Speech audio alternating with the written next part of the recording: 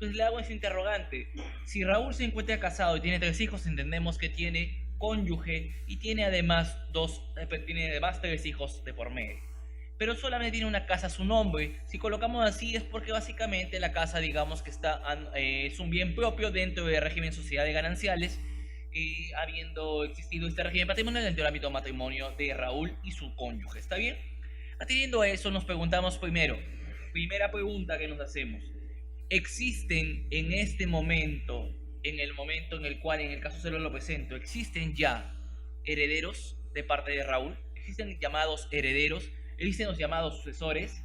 ¿Existen los llamados legatarios?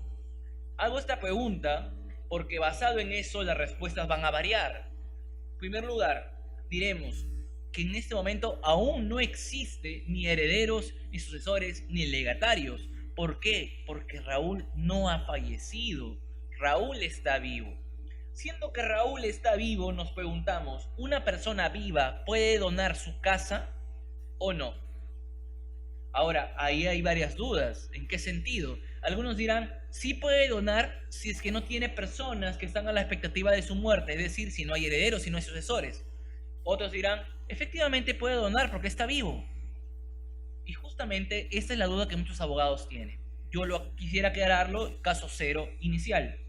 Esta persona llamada Raúl, como está viva, puede hacer con sus bienes lo que quiera. No hay límite legal. Pero doctor, ¿qué está hablando? Se supone que debe observar el tercio, la mitad de libre disposición o la totalidad.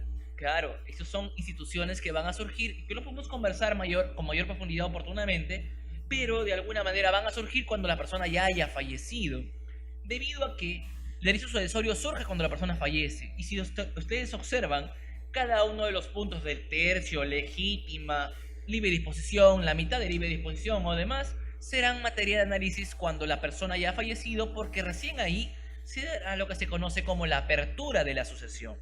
Antes no existe derechos sucesorios y antes ningún articulado referido al libro de derecho sucesorio es aplicable. Por lo tanto, Raúl tiene plena libertad para disponer de sus bienes conforme considere, ya sea donándolos o ya sea vendiéndolos. Doctor, disculpe, pero Raúl es casado, ¿ah? Claro, Raúl es casado. Sin embargo, como reitero, Raúl tiene plena, estamos haciendo referencia a un bien propio de Raúl, siendo que en la normativa respecto precisamente del régimen patrimonial dentro del matrimonio, observamos que existen régimen patrimonial de sociedades gananciales, que es el caso que hemos mencionado, donde además dentro del régimen de sociedades gananciales mencionamos que existen bienes propios y bienes sociales. Y además encontraremos una normativa que nos señala específicamente que sobre los bienes propios y los cónyuges tienen plena disposición. Por lo tanto, no hay ninguna limitación para que Raúl pueda donar el bien a quien quiera a pesar de estar casado, ¿sí? Por lo tanto, no habiendo límite legal en materia sucesoria, no habiendo límite legal en materia matrimonial, tenemos que Raúl puede donar a quien quiera. Mayor razón aún, el que puede donar puede tranquilamente vender.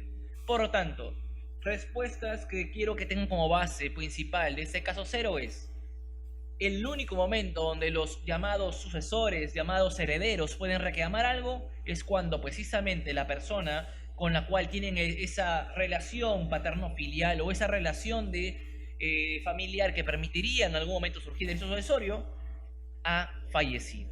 Si el papá fallece, los hijos tienen derecho. Si no fallece, los hijos no tienen ningún derecho.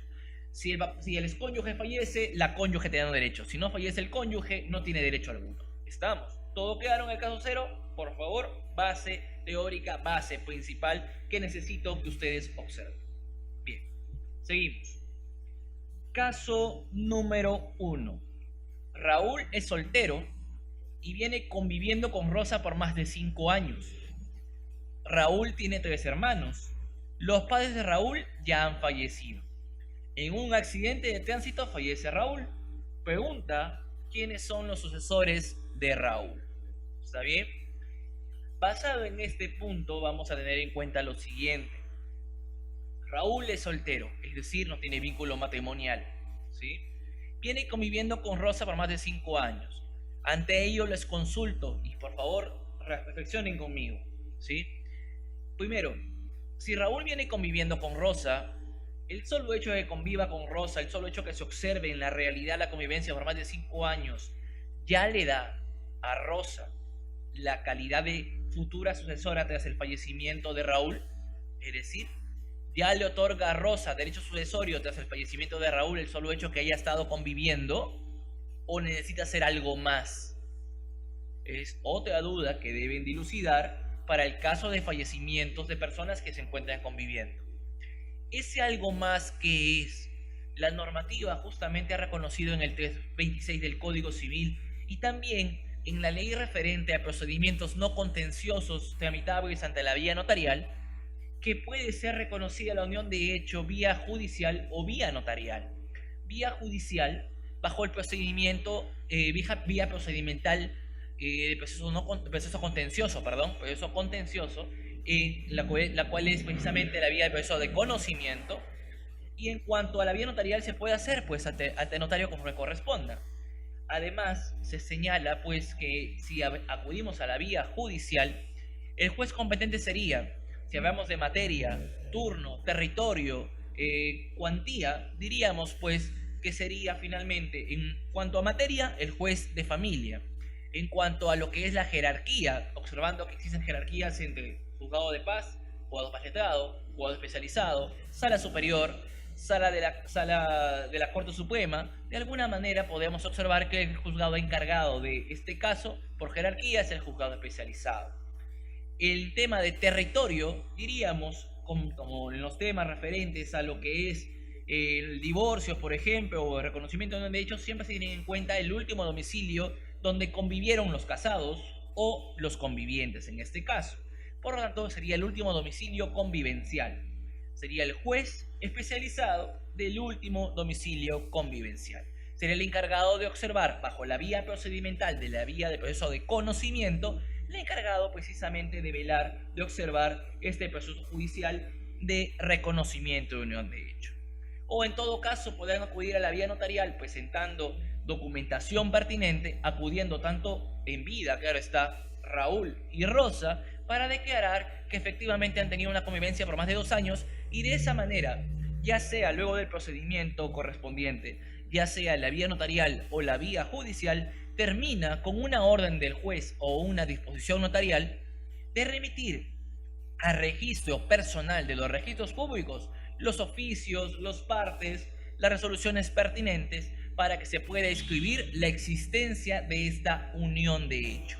Es decir, la convivencia propia, al momento de ser reconocida por el derecho, se denominará unión de hecho conforme al 326 del Código Civil. Es a partir de la existencia de esta unión de hecho en que Rosa, tras el fallecimiento de su conviviente Raúl, podrá reclamar derecho sucesorio. Es a partir de este momento, no es antes. Ojo, no es antes. Por lo tanto, la primera pregunta en el caso 1 que debemos hacernos es lo siguiente. ¿Rosa tendrá algún derecho sucesorio o no? Ante ello, la siguiente duda será, ¿Rosa logró que se reconociera la convivencia con Raúl o no? Pues de eso va a depender efectivamente si tiene derecho sucesorio. A su vez, nos observamos en el caso a qué personas encontramos vivas. Encontramos en este caso a los 3 hermanos de Raúl. Los padres ya han fallecido, así que no los consideramos. Por lo tanto tenemos Raúl falleció, Rosa está viva y los 3 hermanos de Raúl también. La pregunta es, ¿quiénes son los sucesores de Raúl? Vamos a colocarnos en ambos casos, en los casos en que Rosa aún no ha reconocido su convivencia y en el caso de que Rosa sí la ha reconocido. Pero antes de ingresar allí, vamos a hacer un refresh en referencia a lo que es precisamente, el orden sucesorio. Tienen que analizar, por favor, el artículo 816 del Código Civil. El 816 del Código Civil establece 6 órdenes sucesorios y nos dice que hay en primer orden, en segundo orden, en tercero, cuarto y quinto y sexto orden sucesorio. En el primer orden sucesorio vamos a encontrar a quién. A aquellos que efectivamente dependen económicamente de la persona que falleció. ¿Quiénes serían aquellos, utilizando la razonabilidad, quiénes serían aquellos que dependen económicamente de la persona que ha fallecido? Efectivamente, serían los llamados descendientes, los hijos de alguna manera, serían los responsables, los mayores dependientes económicamente de la persona que falleció, los descendientes. Precisamente por ese motivo, los descendientes, se encuentran colocados en el primer orden sucesorio del 816 del Código Civil. En el segundo orden sucesorio, ¿a quiénes encontramos? Aquellos que en el ámbito familiar están tan cercanos en la vida del fallecido como los descendientes. ¿Quiénes serían? Los llamados ascendientes, es decir, los padres, por ejemplo, del causante, serían los ubicados en el segundo orden sucesorio.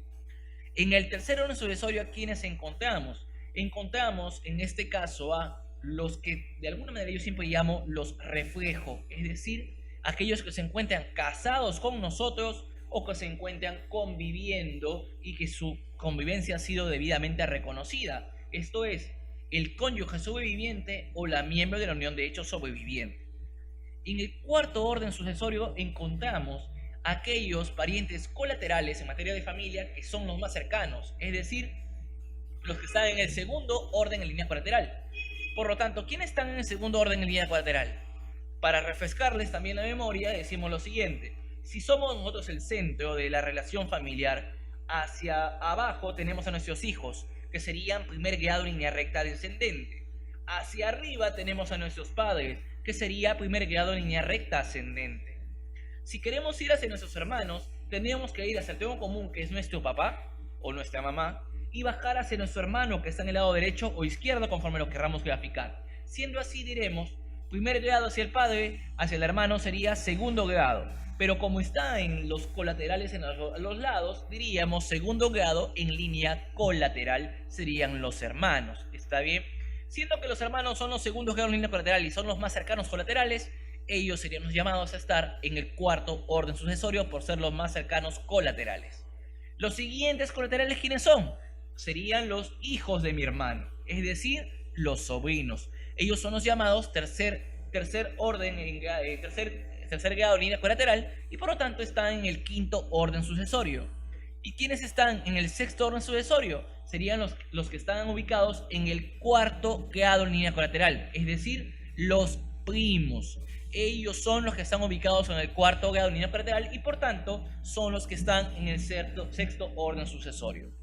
Bajo esa premisa y esa forma de ver el derecho de familia y el derecho de sucesiones, podemos descubrir que todo tiene siempre una lógica y no es necesario memorizar normativas ni nada por el estilo, sino todo comprender el sistema como está realizado. Bien, todo eso para responder el caso 1, que es muy simple tal vez, pero tenemos que servir de base para analizar luego casos posteriores. Decimos el siguiente entonces, ya poniéndonos en el punto A. En el punto A, Rosa sí ha reconocido su convivencia, ¿está bien? Basado en eso, respuesta: ¿quiénes son los sucesores de Raúl? Decimos, está Rosa, quien sí fue reconocida como conviviente. Además tenemos a los tres hermanos vivos. Les pregunto, Rosa, si está reconocida su convivencia, ¿en qué orden sucesorio nos encontramos? ¿En el primero, en el segundo, en el tercero, en el cuarto, en el quinto o en el sexto? Estoy seguro que ya se ubicaron, que están en el tercero, efectivamente, en el tercero.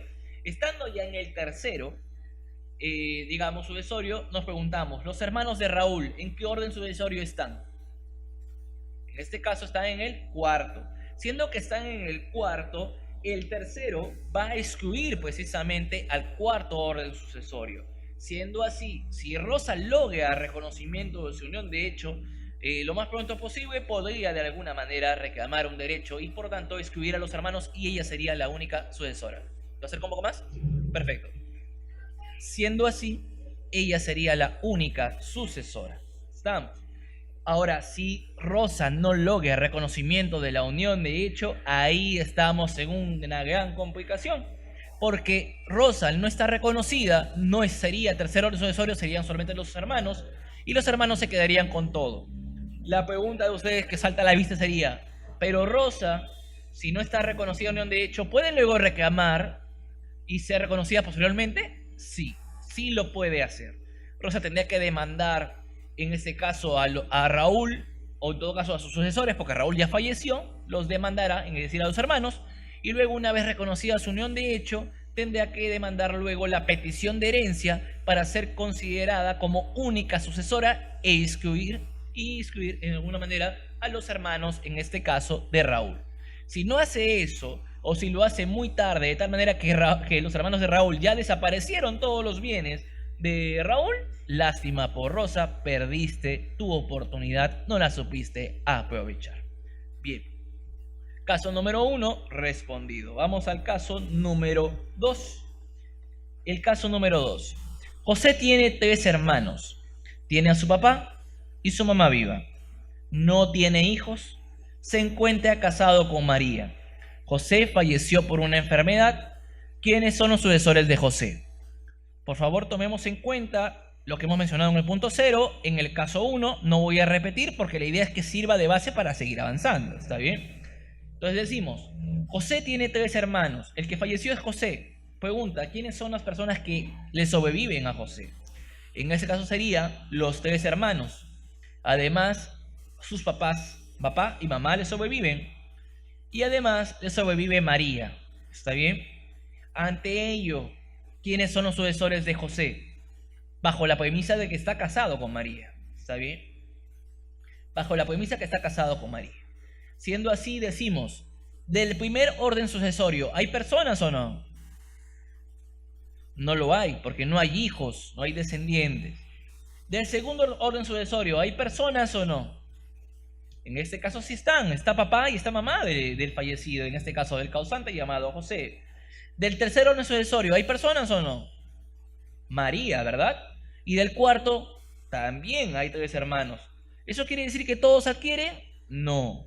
Se va a observar el grado uno por uno, la distancia que hay. Mientras más cercanos al primer orden, o sean de primer orden, serían los llamados a heredar. ¿Está bien? Siendo así, tenemos del segundo, del tercero y del cuarto.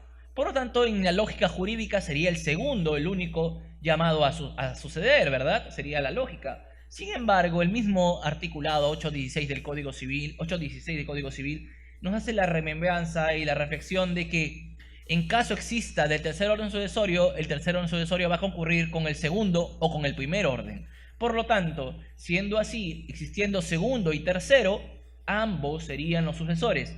Papá, mamá del causante y además también la cónyuge, en este caso denominada María. Los 3 serían los sucesores. ¿Estamos? Caso 3, también teniendo en cuenta la práctica en el 816. Caso número 3.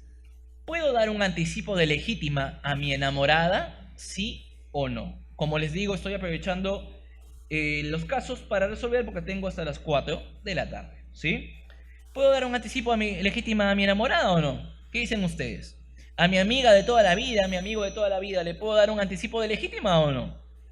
Para responder esto, debemos analizar qué significa legítima y para cuándo funciona precisamente ese anticipo.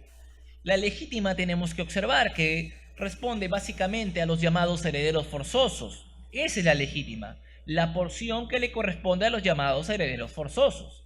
¿Está bien? Doctor, ¿qué significa heredero forzoso? Bueno, vamos a conversarlo también. Y decíamos que el 816 tiene 6 órdenes sucesorias, ¿verdad? Por favor, les pido que ustedes hagan una línea entre el tercer orden sucesorio y el cuarto orden sucesorio. ¿Por qué, doctor? Porque todos los que están encima de esa línea, es decir, el primero, el segundo y el tercero, serán los llamados herederos forzosos. Y los que están debajo de esa línea son los llamados herederos voluntarios. Estamos. Atendiendo a eso, la legítima, por ahora que estamos observando, solamente corresponde al primero, segundo y tercer orden sucesorio porque ellos son los llamados herederos forzosos. Siendo así, les hago la interrogante. ¿Mi enamorada es mi heredera forzosa? ¿Sí o no?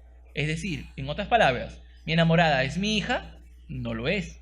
¿Es mi padre y mi madre? No lo es. ¿Es mi cónyuge o mi conviviente? ¿Reconocida por unión de hecho? No, no lo es. Siendo que no lo es, de esa manera no tenemos precisamente, no tenemos de alguna manera precisamente herederos forzosos. Y en consecuencia, pues, de alguna manera no procede la legítima. Lo que quiero resaltarles a ustedes es que la legítima responde estrictamente a los llamados herederos forzosos, ¿sí? A los llamados herederos forzosos. Entonces tengamos en cuenta eso como base. Doctor, pero la colación y demás, tranquilos, hay un caso específico en ello, solamente quiero que tengan la base del anticipo de legítima. Solamente como comentario. Si no le puedo anticipar la legítima a mi enamorada, ¿puedo donarle bienes a mi enamorada o no? ¿Qué diferencia hay entre un anticipo y una donación? En realidad son la misma figura jurídica, pero la diferencia está que hablar de anticipo de legítima es decir que le vamos a dar algo al heredero forzoso. Pero haber de donación significa que le vamos a dar a cualquier persona que querramos, le vamos a dar algo. ¿Está bien? Por lo tanto, la donación sí puede ser para tu enamorada, pero el anticipo de legítima tiene que ser dirigida a un heredero forzoso. Usemos bien los términos, más allá de que las consecuencias jurídicas van a ser estrictamente muy similares, por no decir iguales. ¿Sí? Tengamos en cuenta esa precisión. Caso número 4. Pocos días antes del fallecimiento de María, Laura vende el bien que fuera anticipado. Tras el fallecimiento de María, Ana quiere saber qué debe hacer. ¿Puede reclamar algo o no puede reclamar nada? ¿Sí? Pocos días antes del fallecimiento de María, Laura vende el bien que fuera anticipado. Tener en cuenta esa indicación. ¿Qué significa esto? Que existe pues un anticipo de legítima vigente. ¿Sí? Un anticipo de legítima vigente. Siendo que existe un anticipo de legítima vigente, decimos, fallecimiento de María, Ana quiere saber qué debe hacer. Como punto adicional, les añado datos al caso. Ana y Laura son hijas de María, ¿sí? Laura y Ana son hijas de María. Por lo tanto, decimos lo siguiente. María, que tiene dos hijas, Laura y Ana, ¿puede disponer de sus bienes libremente o no? Estando viva, claro está. Estando viva, ¿puede disponer de sus bienes libremente o no? ¿Qué opinan ustedes? Es decir, ¿existe algún impedimento legal para que María pueda de alguna manera vender sus bienes? Ya hemos conversado en el caso 0 que no existe ningún impedimento legal. Además les pregunto, ¿existe algún impedimento legal para que María pueda donar sus bienes? Ya hemos conversado en el caso 0 que no existe ningún impedimento legal. Por lo tanto, les pregunto ahora, basado en eso, y teniendo en cuenta que el anticipo básicamente es una donación para los herederos forzosos, les consulto a ustedes. ¿Existe algún impedimento legal para que, en este caso, María pueda anticipar sus bienes sola y únicamente a nombre de uno solo de sus hijos? ¿Sí o no? Sigan la lógica de las preguntas que les he hecho, por favor, y la lógica que hemos llegado, porque todo en el derecho es lógica, todo en el derecho es lógica, nada es forzado. Siendo que todo en el derecho es lógica, decimos lo siguiente: no existe impedimento legal para que María pueda anticipar lo que quiera a, en este caso, una de sus hijas y no a ambas. En este caso anticipó a Laura. Por lo tanto, no existiendo ningún impedimento legal, básicamente, para que, en este caso concreto, María pueda anticipar sus bienes a Laura, pues tranquilamente lo puede hacer. Ana se molestará, Ana renegará, pero no puede hacer nada para evitar que su madre le anticipó el bien. Ahora, en el hipotético caso estamos colocando que ya en este caso María ha fallecido.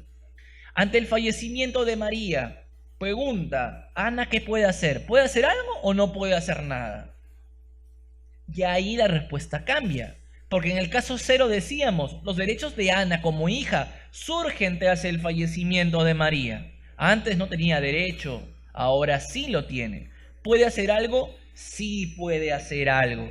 Si es que María, al momento de fallecer, su único bien que tenía fue precisamente el que anticipó a Laura, tranquilamente Ana, en este caso concreto, puede interponer lo que es la figura de la colación para pedir de alguna manera que se le retorne el patrimonio que María tenía, se le retorne de alguna manera a su esfera jurídica, y de esa manera los sucesores puedan reclamar la porción que les corresponde dentro de la masa sucesoria. Doctor, pero en el caso dice que Laura ya vendió el bien. ¿Qué sucede? Pues la norma también se coloca en la colación respecto del valor del bien. Y por lo tanto, Laura tendría que devolver el valor del bien en el momento de la apertura de la sucesión. Es decir, tras el fallecimiento de María, si ya lo vendió, Laura deberá devolver el valor del bien al momento del fallecimiento de María. Y por lo tanto, Ana reclamará lo que le corresponda precisamente sobre, digamos, el bien que ha sido vendido, sobre el valor del bien. De alguna manera reclamará lo que le corresponda. Por lo tanto, ¿puede hacer algo? Sí, sí lo puede hacer, solicitar la colación correspondiente y reclamar sus derechos. Claro está, primero, antes de la colación, hacer su decisión intestada de María y luego proceder con la colación correspondiente para reclamar su derecho. ¿Está bien? Tener en cuenta ello. Ahora, la pregunta que puede surgir por ahí es, y doctor, ¿y cuánto sería el derecho de Ana? ¿50-50? ¿O existe alguna diferencia entre María y entre Laura y Ana? Eso es lo que también vamos a proceder a observar y lo vamos a aterrizar en el caso número 5. ¿Sí? En el caso número 5. Decimos, si recibí un anticipo de legítima con dispensa, en este caso con dispensa de colación, ¿quiere decir que nadie me exigirá la devolución del bien o su valor? Esa es la pregunta que debemos analizar. Si yo soy beneficiario de un anticipo y ya lo está registrado a mi nombre de alguna manera, ¿alguien más podrá reclamarme la devolución del bien? Sí lo puede hacer. ¿Y por qué lo puede hacer? A pesar de ser con dispensa de colación, ¿Por qué? Porque la dispensa de colación o la declaración del anticipo fijado sin dispensa de colación no quiere decir que el bien definitivamente va a estar a nombre estrictamente de la persona que recibió el anticipo, en este caso el anticipado. ¿Está bien? Se tiene que analizar todo ese contexto. ¿Qué diferencia hay entre señalar dispensa de colación y señalar sin dispensa de colación? Les pongo un caso concreto. Nuevamente retornando aquí, en el caso 4, vamos a imaginarnos que María otorgó el anticipo a Laura sin dispensa de colación, ¿sí? Sin dispensa de colación. ¿Qué significa esto? Y siendo que la casa, el bien que fuera anticipado, es el único bien de María. Decimos que la casa es el 100% de la masa hereditaria. Si le dio todo, en este caso a Laura, sin dispensa de colación, Ana podrá reclamar que el 100% de la casa vuelva a formar parte de los bienes de, en este caso de María, de la masa hereditaria, y finalmente reclamaría 50% de su derecho, porque ella adquiere en forma igualitaria que Laura. 50% de esa casa va a pertenecer a Ana y 50% de esa casa le pertenecerá, en este caso, a Laura. ¿Estamos? 50-50. Vamos a colocarnos en el supuesto de que sí, el anticipo fue con dispensa de colación.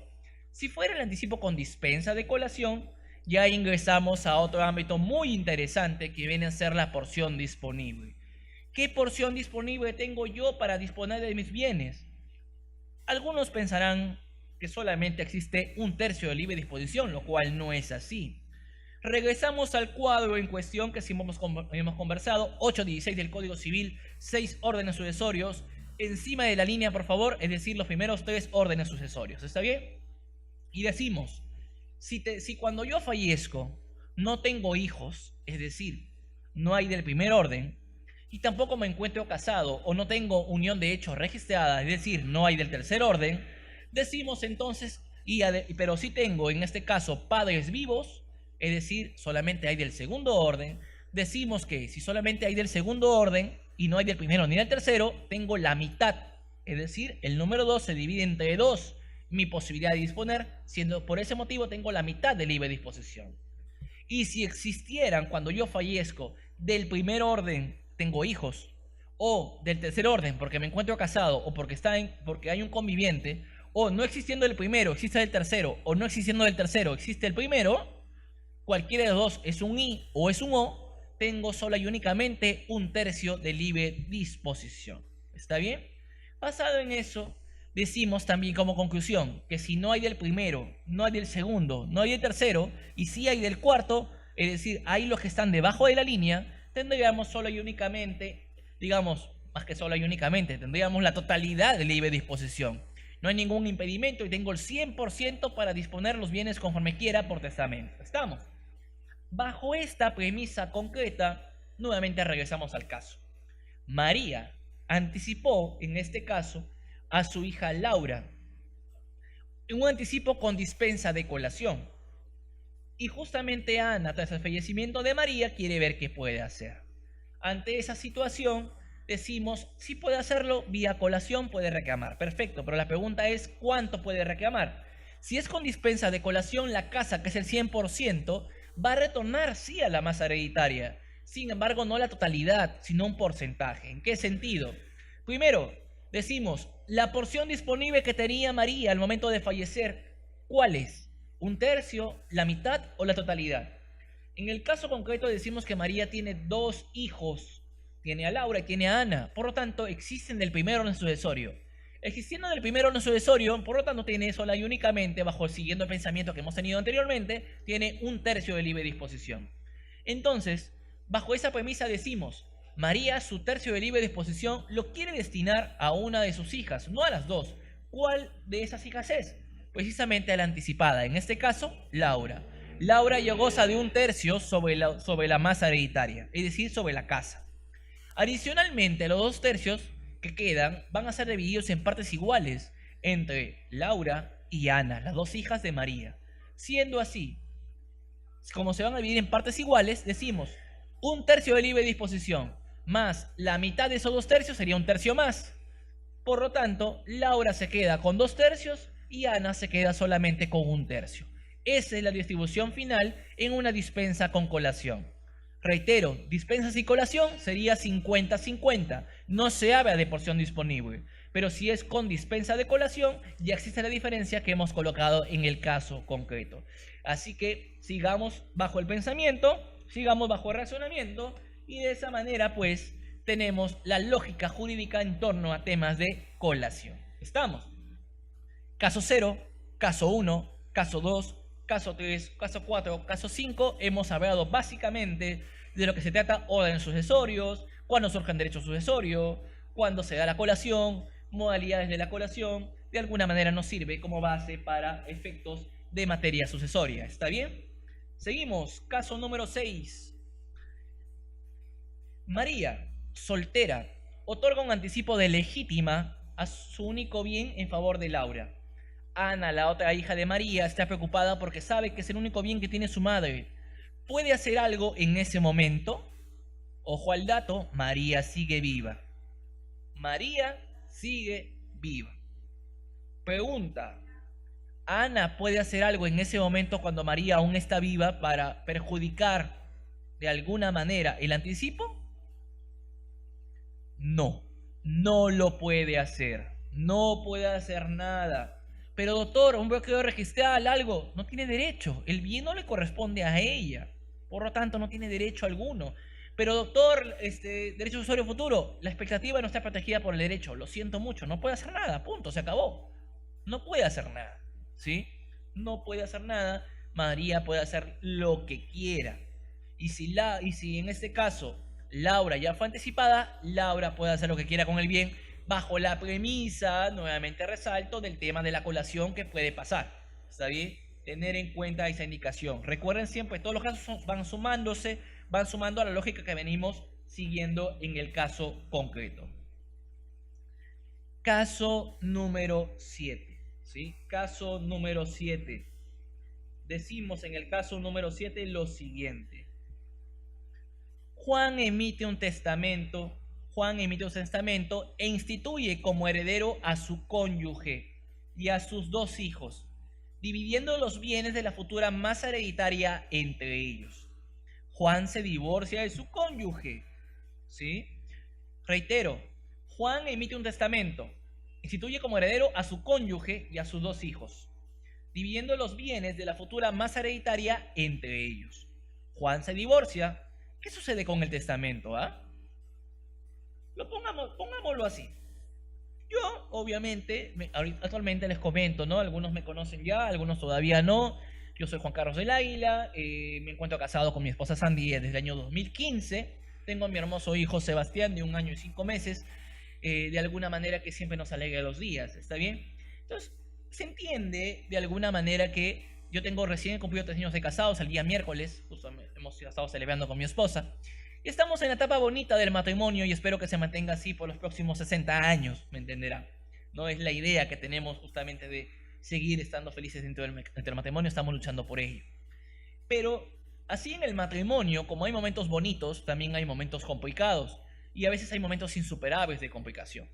Y eso hace pues que dos personas, lamentablemente, que se decidieron amar para toda la vida, opten en algún momento dado por divorciarse, por separarse. Atendiendo a esta circunstancia, precisamente es el caso que le toca asumir, que le toca enfrentar, en este caso concreto, a Juan. Por lo tanto, Juan, lamentablemente, que inicialmente amaba con locura a su cónyuge, llega un momento dado en el que Juan ya no la puede soportar, ni su cónyuge lo soporta a él, y deciden por mutuo acuerdo disolver su vínculo matrimonial. Sin embargo, antes de divorciarse, antes de siquiera pensar en el divorcio, Juan, en este caso concreto, Juan, lo que sucedió fue que mediante un testamento instituyó como herederos a sus 2 hijos y a su amada cónyuge. La pregunta que surge es la siguiente. Al momento de que Juan fallece, ya se divorció. ¿Qué sucede con el testamento? El testamento es nulo, perdió eficacia, ya no tiene efectos, se quedó sin efectos, se revocó. ¿Qué está pasando de alguna manera con el testamento? ¿Qué sucede? Esa también es una duda que surge. ¿En qué sentido? En este caso debemos tener en cuenta lo siguiente. La nulidad del testamento se maneja por aspectos estrictamente formales. ¿Y a qué me refiero con esto? Pensemos, por ejemplo, en el testamento por escritura pública. El testamento por escritura pública nos dice que es necesario realizarlo, en todo tipo de testamento en realidad, es necesario realizarlo ante un notario que no sea familiar hasta el 4º grado de consanguinidad, 4º grado de línea colateral por consanguinidad o 2º por afinidad de la persona que otorga el testamento. ¿Está bien? Asimismo, se señala que en cuanto a los testigos, tienen que haber 2 testigos, de los cuales los testigos no pueden tener ningún interés económico particular en torno al testamento, ni mucho menos pueden tampoco ser familiares hasta el 4º grado en línea consanguinidad, línea colateral, o en 2º grado por afinidad. ¿Está bien? Siendo así, esas son las formalidades básicas para ser notario o un testigo dentro de un testamento. Adicionalmente a ello se requiere la firma del testador o en todo caso la colocación de la huella digital del testador, la debida identificación del testador conforme corresponda. ¿Está bien? Se requiere eso específicamente. Sí, y además, pues obviamente el testamento por escritura pública se requiere que se realice por escritura pública. Atendiendo a esta figura jurídica, si alguna de las formalidades solemnitatem de precisamente realizar ese testamento no son observables, porque de alguna manera no se cumplió con las formalidades, o mucho menos el testador, el que emite el testamento, no se encuentra en la capacidad para hacerlo de alguna manera, y a pesar de eso se realiza, pues deviene en ser nulo el testamento. Sin embargo, cuando el testador da un testamento vulnerando los derechos sucesorios de otros herederos, o haciendo mención a hechos como el que estamos mencionando aquí, por ejemplo, que instituyó a su cónyuge como heredera, pero al finalizar su vida ya su cónyuge ya no era su cónyuge porque se disolvió por divorcio su vínculo matrimonial, de alguna manera decimos no que es nulo el testamento, sino que la cláusula mediante la cual se instituyó a estos herederos ha caducado, ha perdido eficacia, y por tal motivo, de alguna manera, ya no se puede aplicar con efectividad. Observamos aquí pues la institución de llamada caducidad de las cláusulas testamentarias, que también serían parte de un análisis muy profundo de este tema sucesorio que le podemos conversar en su oportunidad de ser el caso que exista la ocasión para ello, ¿sí? Pero también les dejo ese caso número 7 para que observen la diferencia entre nulidad y caducidad. Caso número 8. María y Josué son hermanos. Su padre, quien era soltero, tenía una casa de playa y una casa en La Molina, fallece. ¿Sí? Josué es declarado como único heredero universal luego de un procedimiento de sucesión intestada. Josué registra el bien a su nombre. Josué vende el bien a Jorge. ¿Qué puede hacer en este caso María? Caminos legales para María. En otras palabras, ¿cuántas veces hemos observado casos supuestos donde específicamente observamos que hermanos se hacen declarar como únicos herederos en exclusión de otros? Es el caso tipo, solamente que coloco dos para hacerlo más sencillo, para que podamos entenderlo en este tema que estamos asumiendo, que estamos observando. Entonces decimos, ¿qué podemos hacer aquí? Básicamente decimos lo siguiente: si una persona es excluida de un derecho sucesorio por otra que tiene igualdad de derecho sucesorio o tiene menor grado de derecho sucesorio, debe interponer una demanda judicial. ¿Qué demanda judicial es la que debe interponerse? La demanda judicial correspondiente precisamente a la llamada petición de herencia. ¿Qué objetivo tiene esta demanda? Concurrir con aquel que posee en forma única los derechos sucesorios, la masa hereditaria, o en todo caso excluirlo si se considera que se tiene un mejor título para suceder. ¿Está bien? Atendiendo a este punto concreto y para aterrizar más aún lo que es la demanda judicial de petición de herencia, decimos lo siguiente: ¿ante qué juez interponemos la demanda de petición de herencia? Nuevamente observamos materia, cuantía, turno, jerarquía, competencia territorial. ¿Qué juez es el encargado de ver precisamente lo que es la demanda de petición de herencia? En este caso concreto, por jerarquía, preguntamos: juzgado de paz, juzgado paz letrado, juzgado especializado, juzgado de la sala superior de la Corte Suprema. ¿Cuál de todas estas jerarquías sería la indicada? Desde el punto de vista de la ley orgánica, vamos a observar que el juzgado especializado sería el encargado de ver esos casos de petición de herencia. Ahora vamos, materia. En este caso concreto, aunque se trate de temas sucesorios, la materia en realidad es la del juez civil. Es el juez encargado, conforme a la ley orgánica, de analizar esos casos. ¿Está bien? Es el juez civil. En competencia territorial, ¿qué ley, qué norma nos determina cuál es la competencia territorial del juez? En este caso se maneja la del último domicilio de la persona fallecida, último domicilio del causante. Por lo tanto, si es último domicilio del causante, sería el último domicilio del padre de María y Josué. Por lo tanto, en materia de turno, solamente temas de violencia, no aplica. Cuantía es indeterminable en materia de familia, así que no lo vamos a tomar en cuenta. Siendo así, sería el juez especializado civil del domicilio del causante. ¿Estamos? Ese sería la persona el juez encargado de analizar. ¿Qué vía procedimental es la correspondiente? Proceso único tal vez, proceso único de ejecución, proceso abreviado, sumarísimo, proceso de conocimiento o vía procedimental de proceso no contencioso. ¿Cuál sería la vía procedimental? En este caso, es la vía procedimental del proceso de conocimiento. Entonces, siendo así, María debería interponer de alguna manera demanda de petición de herencia contra de Josué, su hermano, para ser considerada como también sucesora de, en este caso, su padre, el que ha fallecido. Pormenores de la demanda de petición de herencia lo podemos conversar también oportunamente en alguna ocasión que se pueda presentar, pero quiero que entiendan qué debe hacer en este caso número 8. Pueden revisar la materia y demás. Bien, atendiendo a estas premisas, quiero cerrar las bases de materia sucesoria que hemos querido abordar en esta clase. Se podría hacer introductoria de alguna manera a posibles sesiones futuras que podamos tener aquí en Infojus. Básicamente, punto 1.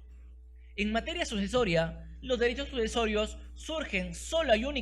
van a surgir solo y únicamente cuando fallezca la persona. Antes no hay límite de alguna manera de disposición de bienes. Por ese motivo, por ejemplo, recordando las palabras de mi profesor de materia sucesoria, el doctor Zárate del Pino, nos decía: los papás que llegan a una avanzada edad, que tienen bienes de por medio y tienen 20 hijos esperando, su fallecimiento para quedarse con sus bienes, lo mejor que pueden hacer los padres es coger sus bienes, vender sus bienes, tomar el dinero e irse de viaje a pasear tranquilamente, ¿sí? Porque no tienen ningún deber, ninguna obligación legal de darles algo tras el fallecimiento, darles algo, dejarles algo a sus hijos. No tienen ese deber. Al contrario, hacer eso involucraría muchos conflictos entre los hijos, quienes están esperando quién se queda con la mejor parte de los bienes de los padres. Así que mucho ojo con eso. Papás que acumulan bienes, 1000 veces es preferible que ustedes dejen dinero a que dejen inmuebles. Porque si dejan inmuebles, la batalla campal que va a haber entre los hijos. Si dejan dinero, es mucho más sencillo la repartición. ¿Estamos?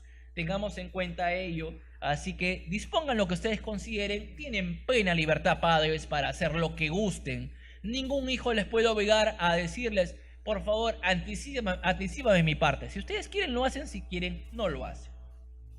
Ahora, si caen en el juego de sus hijos, no, disculpe que lo diga así, pero tengo que protegerlos también a los papás.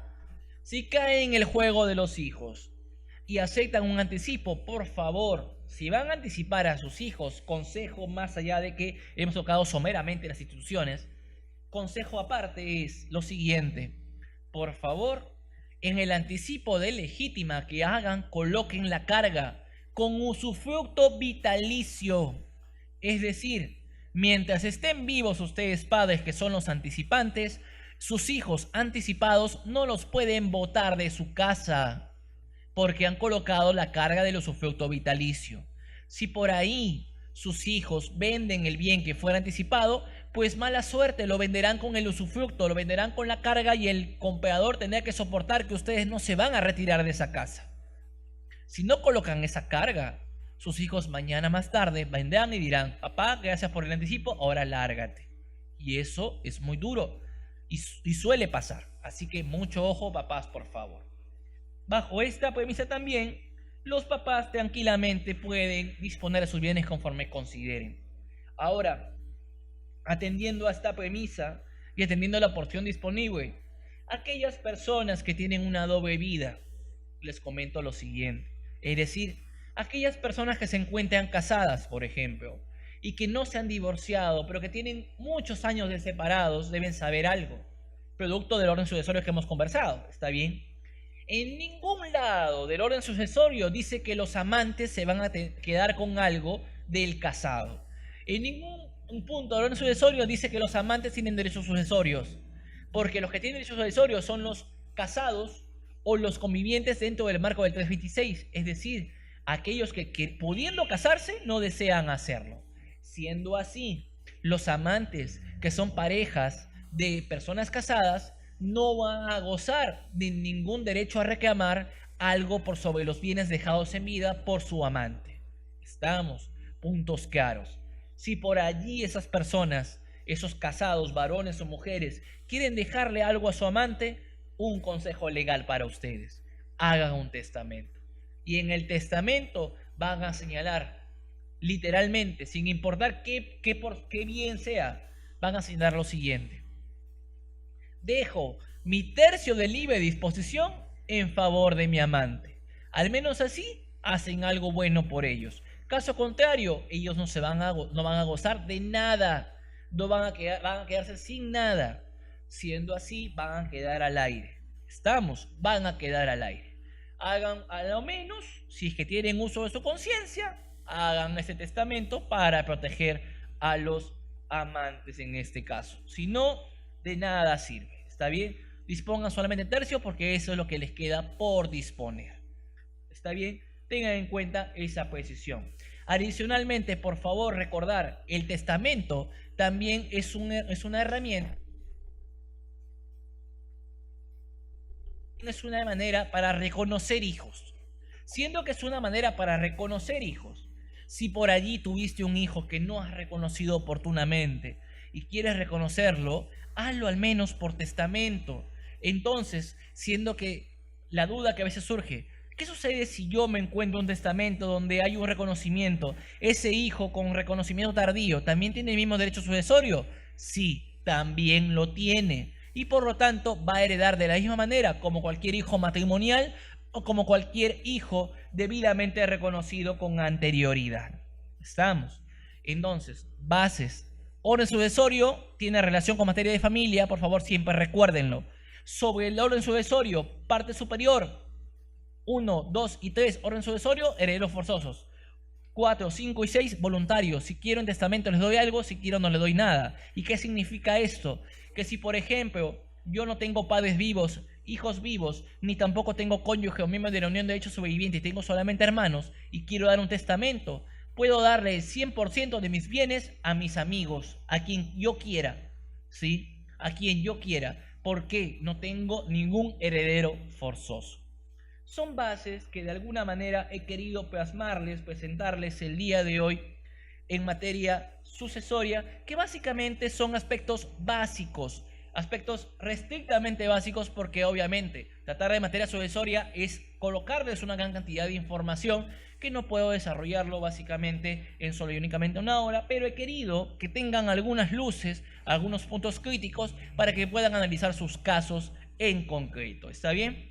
Basado en eso, sin perjuicio de lo que hemos comentado, siempre dejo, y entiendo que lo pueden visualizar, mi correo electrónico consultas@delaguilayanosabogados.com.pe, mi número de celular 987-419561. Por favor, se los pido encarecidamente, solamente por WhatsApp, no me llamen, escríbanme, mándenme mensaje de voz y yo sí les voy a contestar, ¿sí?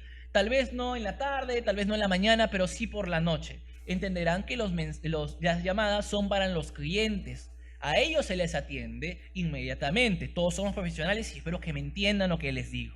Los mensajes de WhatsApp y demás, yo los recibo también de los clientes, pero si son de ustedes por una pregunta puntual, les respondo en el día, pero en el momento que pueda hacerlo con más tranquilidad. Me entenderán.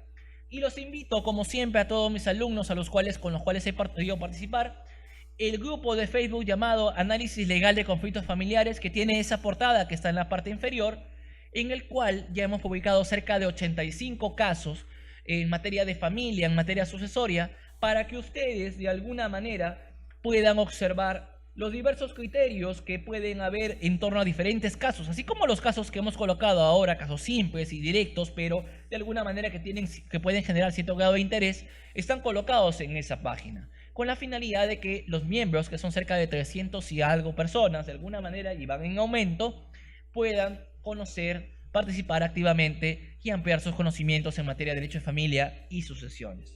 Bien, por mi parte quedo muy agradecido por la invitación de InfoJust, esperando a futuro poder tal vez recibir más invitaciones al respecto y poder compartir con ustedes cualquier tema en materia sucesoria, en materia de familia. Como les reitero, el objetivo de esta clase solamente es esa frase que está ahí, para muestra un pequeño botón. Es decir, tan solo comentarles algunas indicaciones al respecto, sin perjuicio de profundizar en futuras clases que se puedan tener, ya sea en familia o en sucesiones. Encantado de estar con ustedes, me despido hasta otra oportunidad. Cuídense, buenas tardes.